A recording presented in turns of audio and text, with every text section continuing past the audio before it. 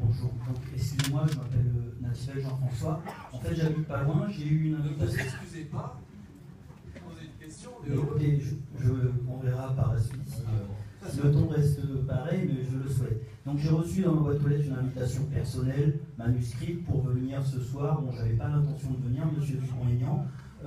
Il s'avère que moi je milite dans une cause qui est malheureusement très mal perçue ici à l'île de la Réunion, qui est celle des attaques de requins. Je suis quand même tout ce qui se fait dans le milieu animal, bien évidemment, parce qu'on est en première ligne, et je vois monsieur Dupont-Aignan donc, qui a mis la protection animale, qu'on soutient tous, l'écologie bien évidemment au sens large, en tant que tête de campagne principale. Et je voulais savoir si vous savez vraiment ce qu'il peut y avoir derrière. On est pour la protection de la nature, des animaux, mais quand cette nature prend la forme d'un prédateur 300 kg qui coupe en deux des enfants, je peux vous montrer les photos aussi, et que la mer est interdite, je peux vous dire que venir jusqu'ici, voilà, c'est une occasion. On essaye dans le combat qu'on fait justement de transcender les clivages politiques, parce qu'ici aussi, je vois que l'Assemblée est quand même très européenne. Il faut savoir qu'il y a eu un glissement aussi ethnique. Les pratiques nautiques ont été importées avec la départementalisation, etc. etc.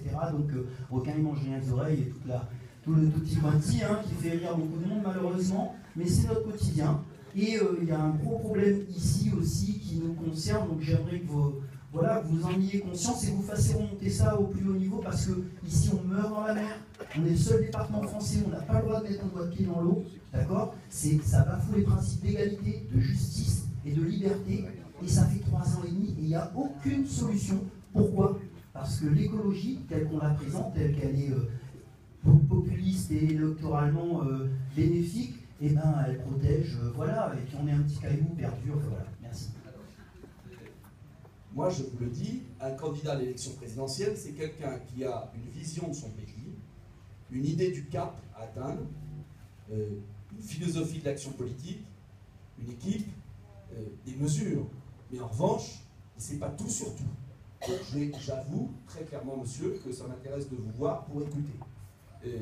Il est évident que la protection de la nature ne doit pas aboutir à la destruction de l'homme.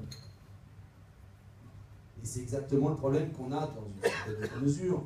L'extrait qu'on a en métropole, je ne sais pas comment c'est ici, avec les éoliennes, où on est en train de nous foutre des éoliennes dégueulasses partout, qui sont inutiles en termes d'énergie et qui sont d'une pollution terrible au nom de l'écologie. Bon. Donc, gardons mesure. Je crois qu'il y a beaucoup d'actes de cruauté animale où il est normal de les combattre. Après, si ça va à la destruction de l'homme, et j'ai cet exemple, parce que ça je connais bien le problème du loup dans les Hautes-Alpes, où j'ai changé d'avis, parce que j'ai rencontré les bergers, parce que je me suis fait ma propre idée. Voilà. Donc je suis tout à fait prêt à vous voir, et je ne le dis pas pour vous.